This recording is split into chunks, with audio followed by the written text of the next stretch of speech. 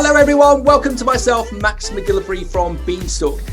We're having a catch up today with Belinda Clarke of Agri-TechE, and it's sort of a mix of our Beanstalk 20 on 20 interview series where we spend 20 minutes, it's never 20 minutes, with inspirational people from the international food sectors to find out more about them. But we also, with Belinda, we really want to major this chat, this one-off chat, about the organisation that she and her colleagues run called Agri-TechE. So Belinda, is it okay if Belinda, say hello to the world first. Hello to the world first. And we're streaming live to Facebook, onto LinkedIn, and you might be consuming this content via YouTube and also on our podcast series. So let's give Belinda and her team a bit of an introduction. So Agri-TechE is bringing together farmers and growers with scientists, technologists and entrepreneurs to create a global innovation hub in agri-tech. They're a business-focused membership organisation supporting the growth of a world-leading network of innovative farmers, producers, scientists, technologists and entrepreneurs who share a vision of increasing the productivity, profitability and sustainability of agriculture. Together, they aim to help turn challenges into business opportunities and facilitate mutual beneficial collaboration. Their members have opportunities for profile with the membership and beyond, including via their highly connected social media platforms. You can see that from looking behind Belinda, if you can see this either live on YouTube. They also have the ability to have personal introductions and brokered connections with potential collaborators, customers or investors. Also, there's the free discounted access to inspirational program of networking events with speakers who are leaders in their field. And there's also timely information about funding opportunities and relevant research. And how do they support innovation? So Agri-TechE supports innovation by facilitating conversations and connections. My phrase, Belinda, that I think I've said to you before, you create the conversation rather than being part of the conversation. And you also accelerate the application of research and technology developments through events and communication.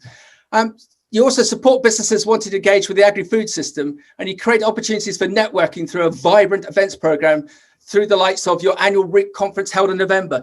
Belinda, how have I done? Have I done a good sales process pitch on you, or have you got anything else to add, please? Yeah, that sounds rather a good organisation. I might join it myself. Beautifully put, Max. Thank you. That's exactly what we do. Bring people together.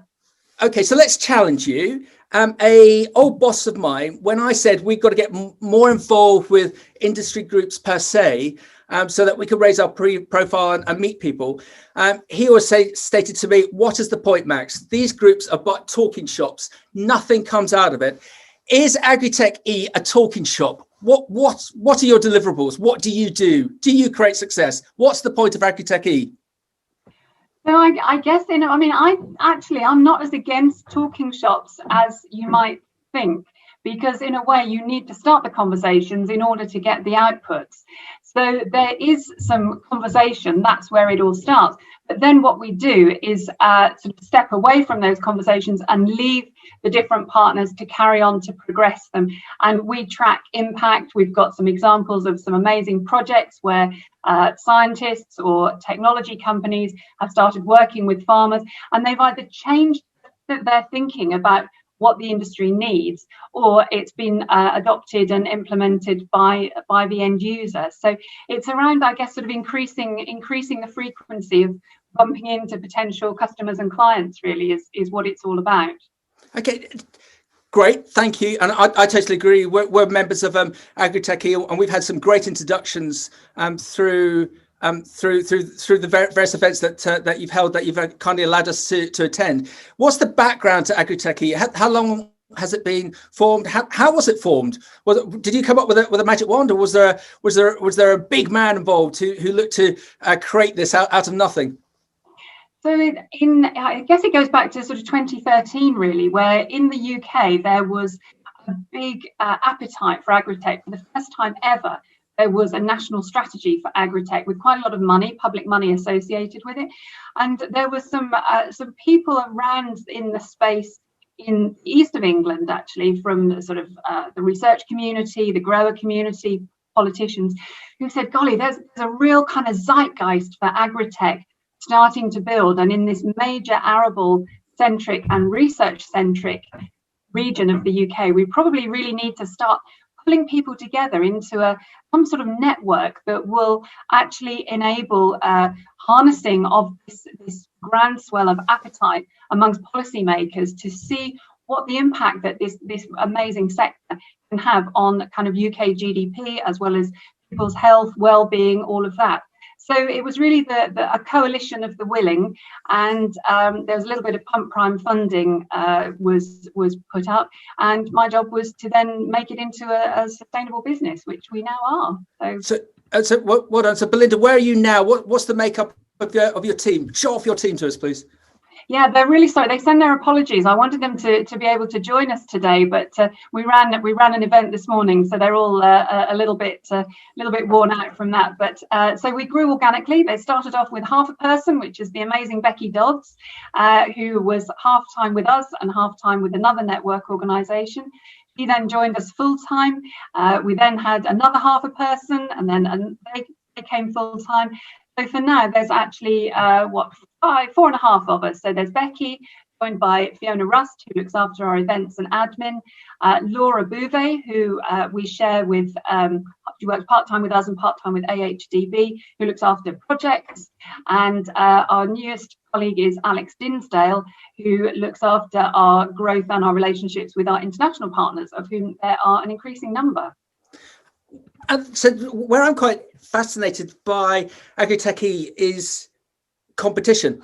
Over the last couple of years, especially in the likes of the vertical farming space, there's been so many people who come into this area. There seems to be a bit of a gold rush, whether it be companies looking to set up or those that are looking to report on the sectors. Do you find it quite difficult to actually be heard, because of the amount of new voices that are coming in, who are looking to be quite noisy and disruptive and sort of do what you do? Yeah, that's a good question. I mean, people always ask, who are your competition? And we started off being called Agri-Tech East because we were based in the East. And now more than half our members are not in the East of England. So we changed our name at the end of 2018 to be Agri-TechE to reflect our sort of increasing geographic scope of our membership. So to be honest, Max, competition, it's a funny thing, isn't it? I don't get particularly bent out of shape around competition. I think, aim to be the best at what you do.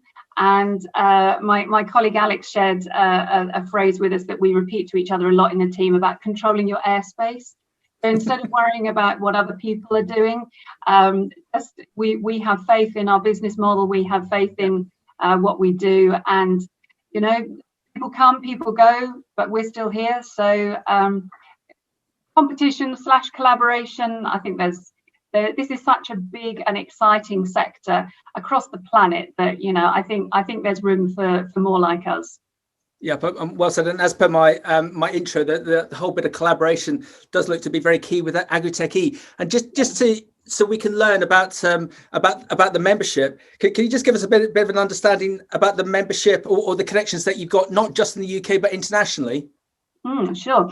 So we have across the value chain, starting at sort of fundamental research in some of the universities that are active, pretty much most of the ones in the UK active in agricultural research, including your alma mater, Harper Adams. So I'm very pleased to have that kind of fundamental and applied research going through to really some of the most innovative farmers and growers in the UK are in the membership.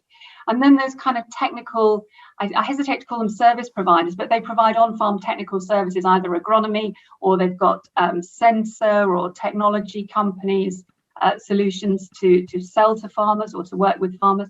And then a little bit around post-harvest processing.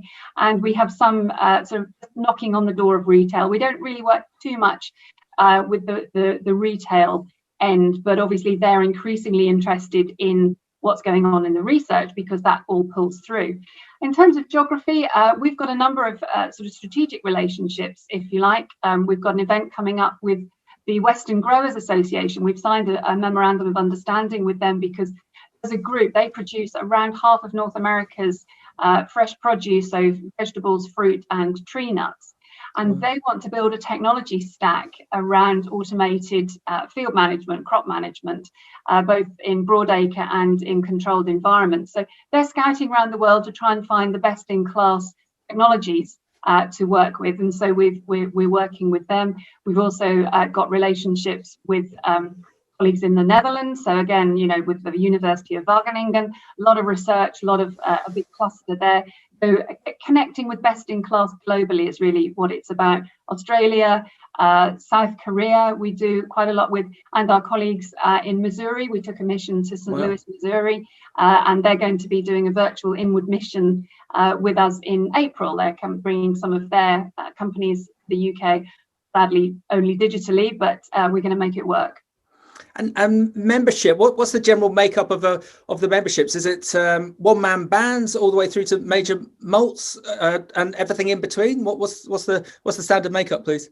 Pretty much that, exactly. So our entry-level membership is what we call seedling, which is for companies of fewer than 10 full-time members of staff. So there's the 1 and 2 person startup and consultancies, up to the big multinationals, and then there are some tiers in between. So we try and operate a bit of a flat structure, so the small ones can sit alongside the big ones quite comfortably, and everyone's equal, really. Fantastic. And membership wise, what's the benefit of being a member? I know we sort of gone over it, but if you could just be a bit more specific, just in case there's someone on the cusp of joining, but they might be looking at other things, or they might be just thinking that they can get the information online. Why should people become a member of Agri-TechE? We asked them this, actually. We said, why do you become a member of Agritechy? So just so we could kind of understand our value proposition, if you like. And people join for different reasons. So some, particularly the smaller ones, they want the profile via the ecosystem. Our members get a page in our member directory, and they can add lots of content to that, which all then pulls through into sort of wider Google searches. There's a whole kind of profile piece. Then there's more of a bespoke kind of who would you like to meet? So introducing people to each other. We've got a wish list of whether it's a tech company wanting to meet farmers, or it might be a grower business that might want to say, well, have you got any technologies that are in, let's pick an example, non-chemical biological crop management, for example, or livestock tracking. So if they've got a particular challenge, they'll come to us and say, who have you got that might be able to help? So a lot of kind of brokered relationships. And some of the bigger ones, amazingly, and they will admit to this, they don't necessarily know who they don't know. So just demonstrating this kind of smorgasbord of ecosystem to them, which obviously they can't have comprehensive coverage over the whole world. So we just help them do a bit of a deeper dive into this ecosystem that has some really interesting people and technologies in it. And last year, how did Agri-Tech get on communicating with your membership base in our strange times? Oh yeah, it was a funny time, wasn't it? So wait, hold on, is it over? Have I missed something? No, well, hopefully at least we kind of know what we're doing for a while. I mean, God, what a steep learning curve. I often said it, we had 6 years learning to become the organization we were, and we had 6 weeks to learn to do it all digitally, which all credit to the team who had to be on a very steep learning curve with exactly the kind of technology we're using for this conversation. So it was hard work, but we did it, and we have come into 2021 with a whole raft of digital events, which I think everyone says that it's not the same, but there are some additional benefits, and everybody's saying, what are events going to be like when this is all over? And I think we're certainly going to retain a digital element to what we do. The new platform that we're using for our events has all sorts of functionalities around networking, around meeting new people, and I think necessity really has been the mother of invention, and we're seeing some really exciting new software platforms that we're going to be harnessing so that people can kind of meet the unusual, not the usual suspects, the people who you'd meet in the coffee queue if you were at a conference. Trying to help those people bump into each other and swap virtual business cards. So it's been a challenge, but it's been fine. We've done it. We've checked in with our members. They seem to like what we do. They seem to have been happy with what we did. We got, I think it was 4.4 out of 5 for our virtual REAP conference in terms of member satisfaction. So delegate satisfaction. And Belinda, have you gained members or lost members in 2020? Well, since you asked, we've had a 20% increase in membership. over the last Wow. year, which I think actually says, as a bellwether for the industry appetite for innovation and the hope and ambition that technology and new practices and new ways of doing things is going to help get us through this. So I think it's a reflection, and colleagues that we check in with, the appetite has never been stronger. And of course, as we talked about when we were on the podcast over in the summer, there's never been such an interest in the food system. Plus, in the UK, there's a lot of policy changes with EU exit. There was a big gene editing consultation was launched at the Oxford Farming Conference last week. We've got some big policy changes. The Agriculture Act is now in place, so there's going to be lots of transition thinking among farmers. So it's an amazing time in the industry in the UK.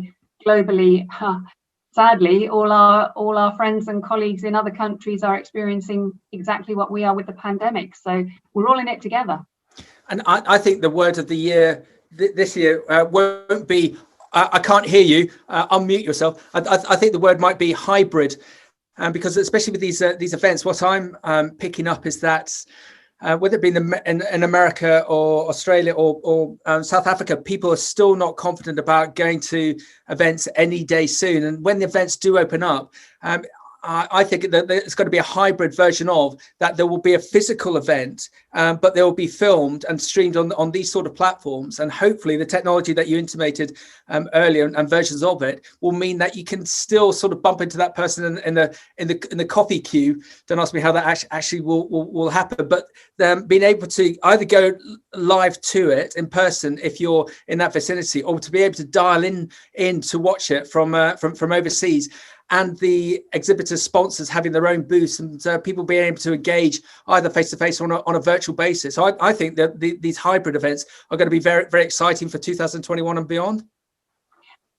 Yes, I would agree with you. I have to say I would put a little caveat on that, because we've been talking quite a lot about what that hybrid model might look like. And if I have a worry, it's that you're almost running two events. You're thinking about your online audience as well as your in-the-room audience. And you almost need two parallel delivery teams, one to look after the what's going on in the room, and one to ensure that the digital experience is equally strong. Now, for a small organization like us, that would pose a challenge. I think some of the big conferences, that absolutely will happen.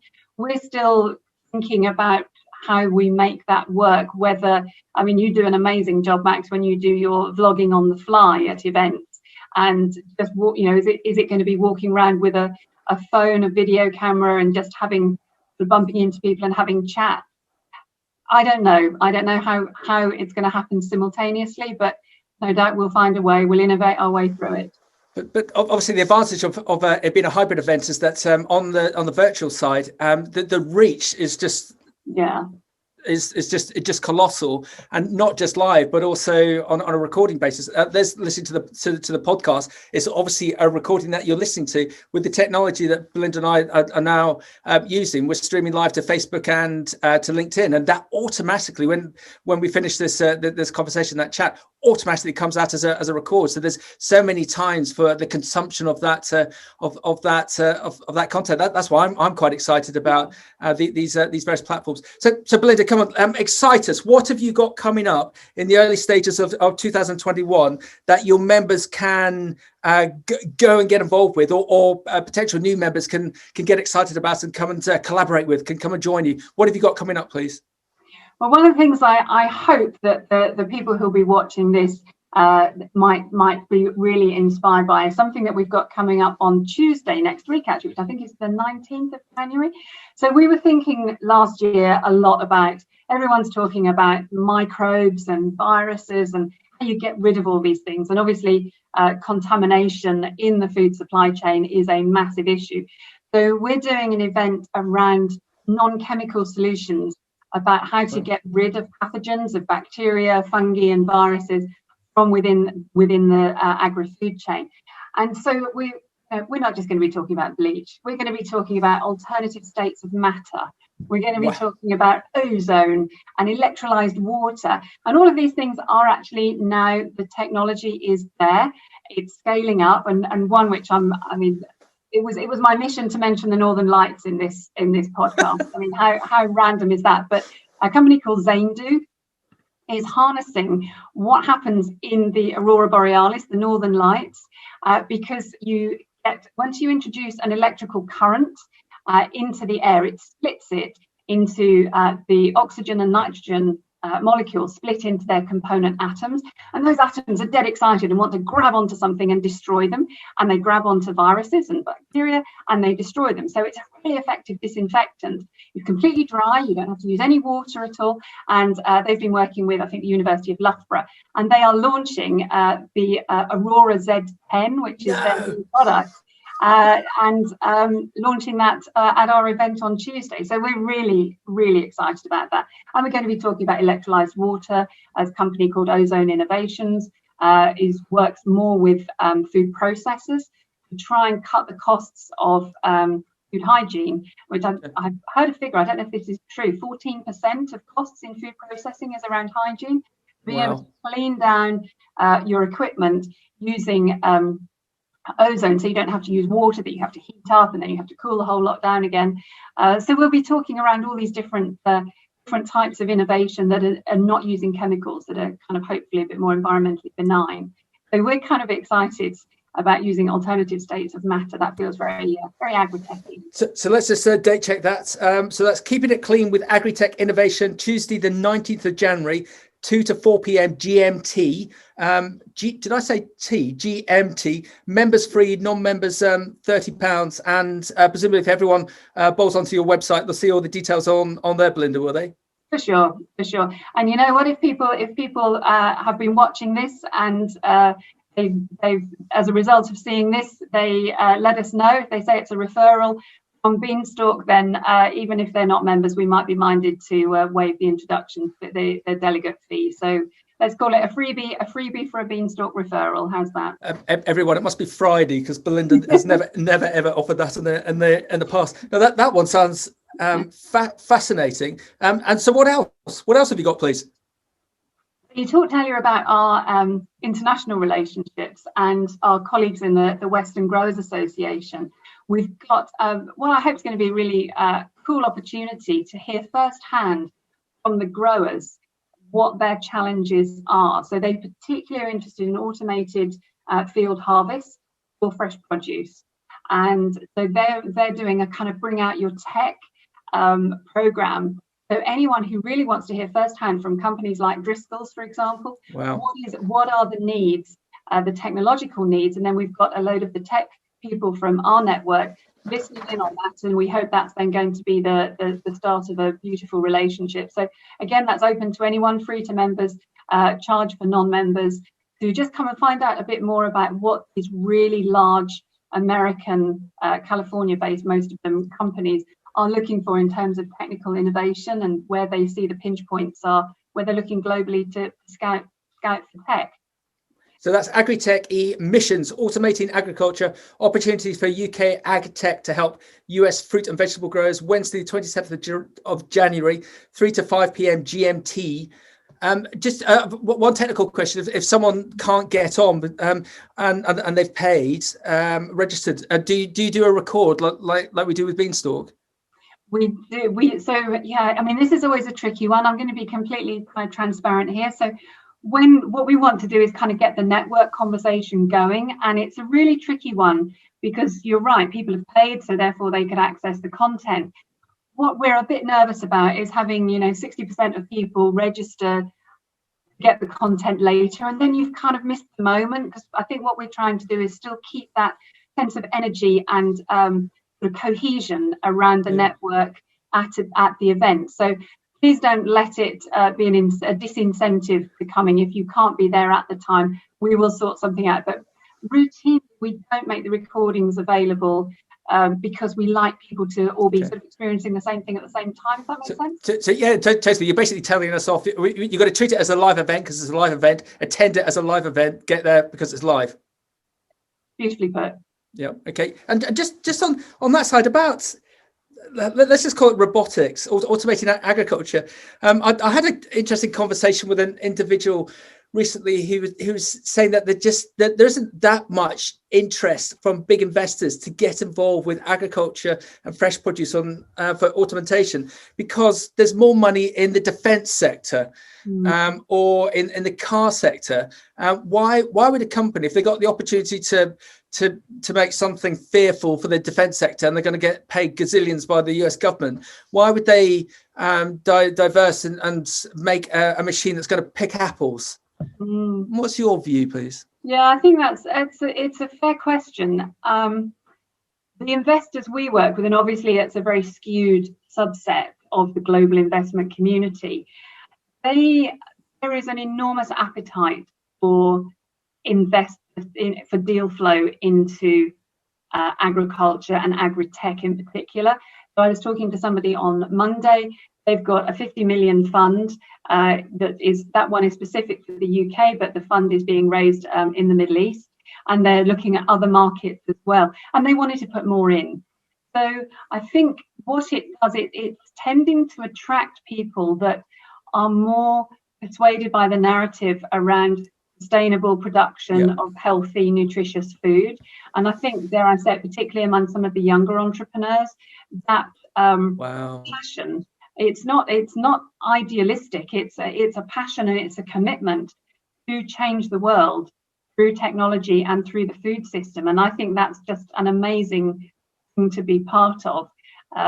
Because so to cut across this, so do you think there's a number of investors who they're actually shunning money because they want to do good, they want to get involved with businesses that will do good, will add to the sustainability of the planet? I can't remember the details, just watching the doom and gloom of our UK 10 o'clock news last night, that climate change, if we don't do something within 100 years, well, Belinda, no offense to you and I, we won't be here. But within 100 years, the whole thing's going to come. So do you think there's a bit of a zeitgeist towards this to do good? And so rather than putting it into bombs, they actually do want to put it into doing good within food?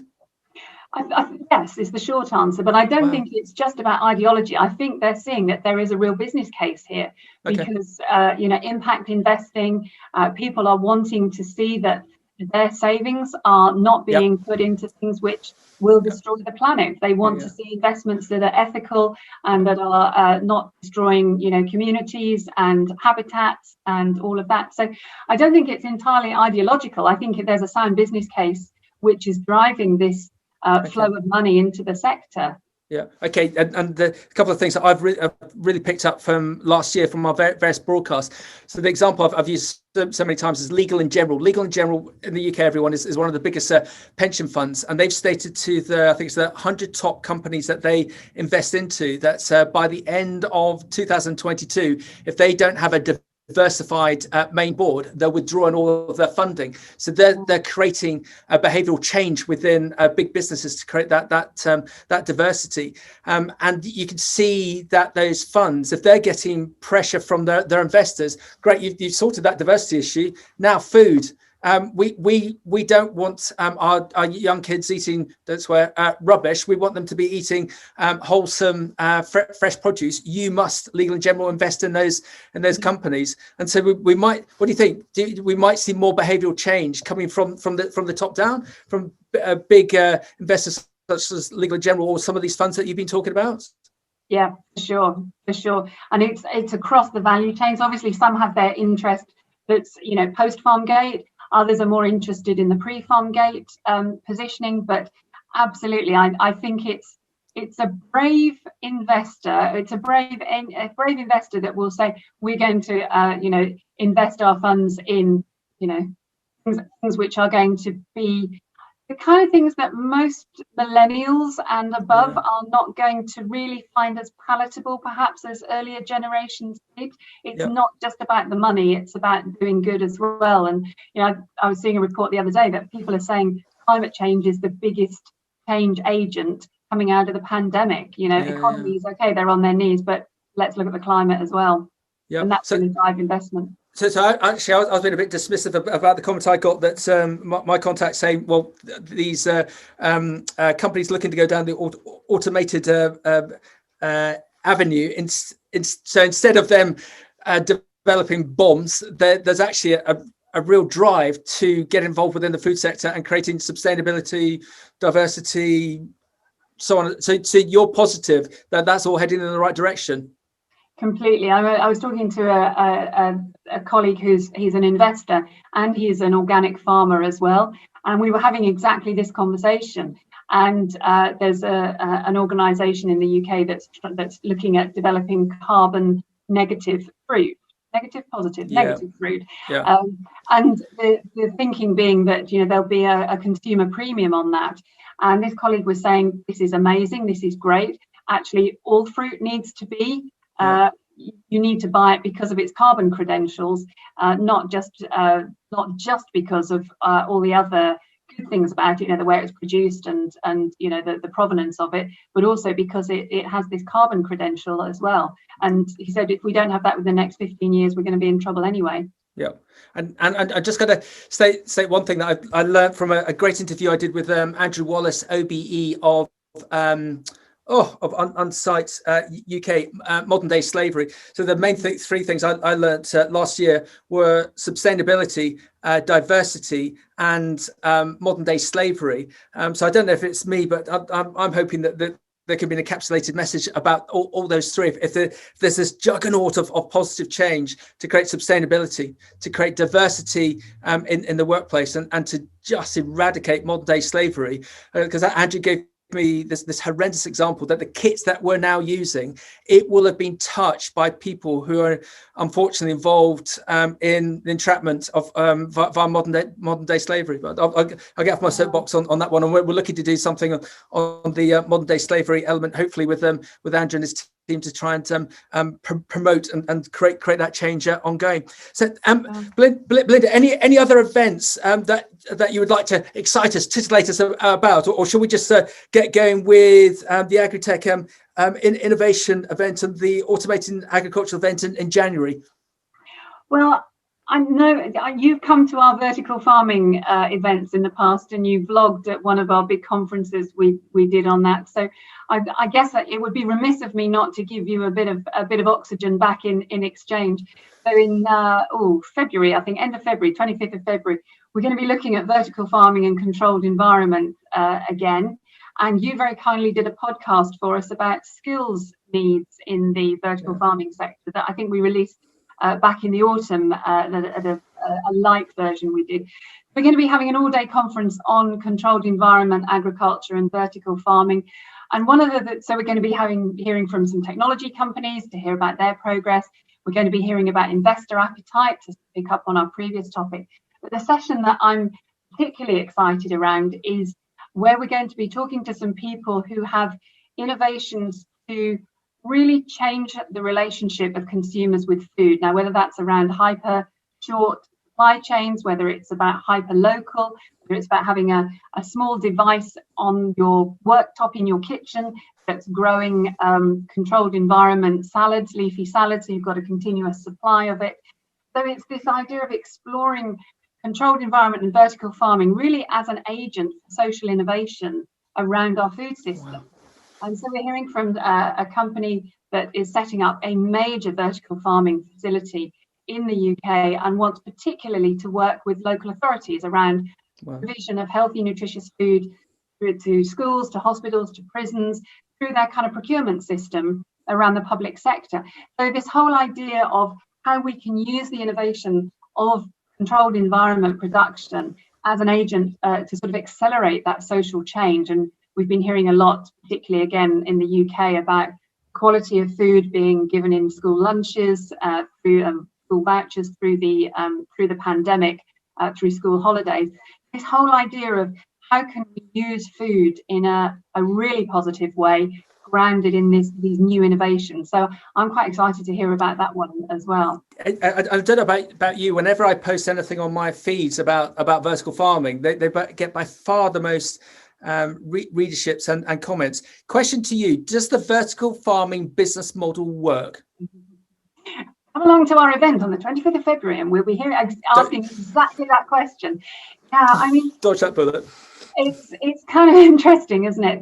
There's been, I think, a transition for more companies to be the platform providers, the platform technology providers, than the actual food producers, but there are still some very, very large facilities that are absolutely about food production. So, and you and I both know of examples where there are, if people can get their energy equation right, it can work. I think it can work. It's been a very dynamic sector in the UK, both ups and downs. I think the overall trajectory is up, and obviously it's working, you know, in countries like Singapore, where they do have their business model, you know, a bit more advanced.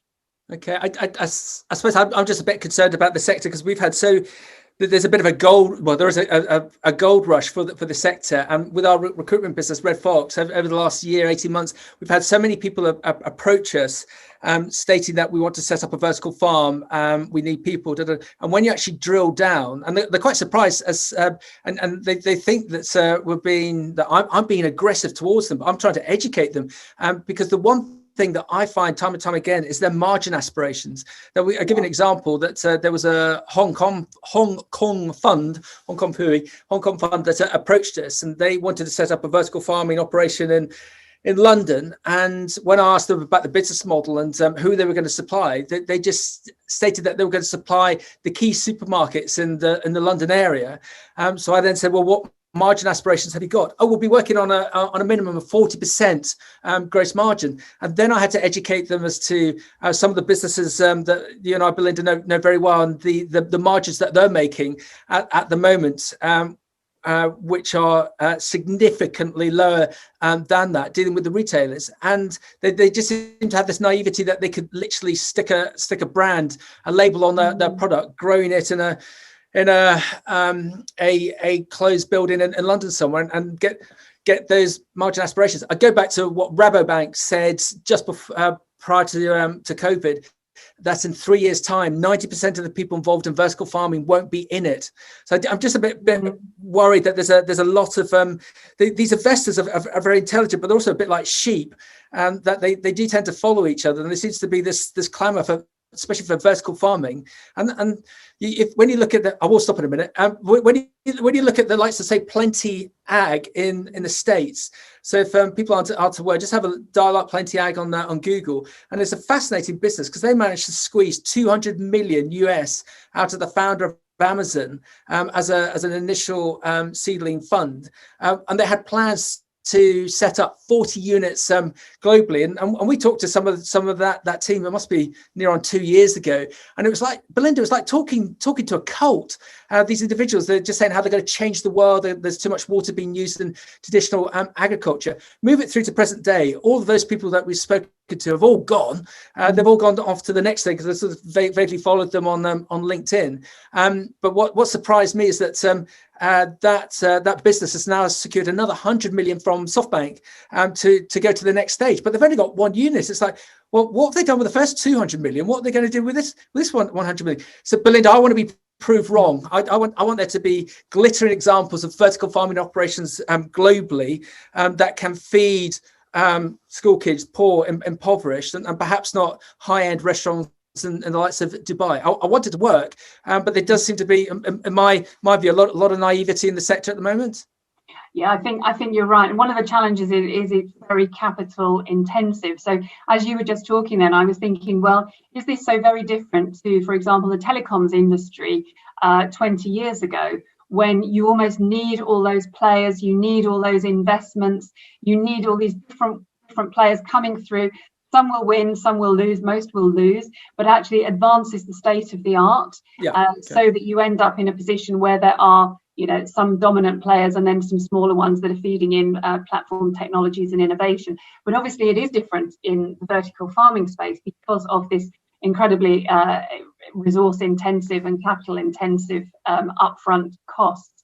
But I think we kind of need to go through this bit, and that's always the job of the innovators and the entrepreneurs, is you add value at your bit of it, and then you pass it on to somebody else. And yes, there may well be people will lose a lot of money, but there will be some people that I think will make a lot of money as well. And you just got to hope you're in the latter, not the former camp. And everyone, just another reason to attend Belinda and her team's events. What I found with those is that they actually accept people being slightly critical of a sector in a sector event, talking about the sector. And that's the great thing. There's that complete open conversation to be had. It's not like you've got one person on a stage trying to sell snake oil and everyone being there's a lot of challenging conversations with the events that Belinda and her team hold. So Belinda, say membership. So how do we get involved with on the basis that no one can meet anyone? How would someone become a member of Agri-TechE, please? Well, it's very easy. We go to the member pages on our website, and it talks you through the various tiers of membership. And my colleague Becky, who's our membership manager, will be delighted to have a chat with anyone who wants to find out more, or indeed to process your online payments. So it's very easy, and then you get into a whole system where we ask you for some content for the member page that we'll make for you. And then we're in this whole conversation around, what do you want to get out of your membership? Would you like to meet? What have we got coming up that you might be interested in doing? And how can we support you? Because we want that renewal conversation in a year's time to be a really easy one. So join us, and then you're part of the network.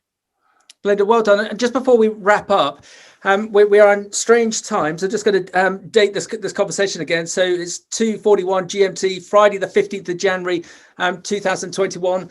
In the UK, we are 2 weeks into our third lockdown. We've got a vaccine coming in, but it's pretty doom and gloom out there, and that comment can be replicated across the world. You're one of the leaders of the ag sector within the UK and fast becoming internationally. What is your advice to everyone at home who might be feeling a bit doom and gloom and wondering how they're actually going to get through the next 2-3 months? What is your advice to people to keep strong during the situation that we're all working through, please? Lordy. Goodness, I mean, we're all having to dig a bit deep at the moment, aren't we? And I could make the facetious comment about gin and chocolate, but I won't trivialize it with that. I think we have to stay focused on the bigger prize. And as I said earlier, this phrase, control your airspace. It's a very frustrating time with all the uncertainty, and there's a lot of things being imposed upon us that I think we're all finding a little bit stressful, and we can't control it. So having some sense of ownership and management over even the smallest things that you might have control over, and trying to just take joy in the small things, I guess, is what it's all about. I mean, it is tough, and I do fear for the mental health of, and particularly in our sector, an industry that, particularly pre-farm gate, needs a lot of support. So I would say, hold the line, be strong, this will pass, and we will meet again. I think the Queen said that, didn't she, in her speech on Christmas Day? That's where I got it from, I think. Or was that Netflix The Crown? Or was that the same thing? I don't know. The Queen, I think. Come on, let's be positive. Just to wrap up, when we get out of this and we can actually say hello to everyone, and where are you going to take your great team? Where are you going to have all the Christmas parties and birthdays that have been stored up? Where are you going to take them all? Yeah, that's well, they're all big skiers. So they're all going to want to go skiing, and I am not a skier. So they might all want to go skiing, and I'll sit at the bottom of the mountain drinking my glühwein and waiting for them all to come back and have a nice dinner, maybe. Fantastic. And Belinda, we really look forward to seeing you, your team, and all of your other members, hopefully sooner rather than later. It's one of your events, but in the short term, the virtual hosting is, in my view, is going tremendously well. So again, if you're already a member and you haven't participated, why not? And if you want to be a member and participate, I think I've already got the link on the bottom of this page, but we'll also stick it on the various records. Join Agri-TechE to find out what is going on in the hugely innovative world of agriculture. Belinda, thank you very much. Great to see you, Max. Nice. Keep safe. To you. Take care. Bye. Bye. Bye.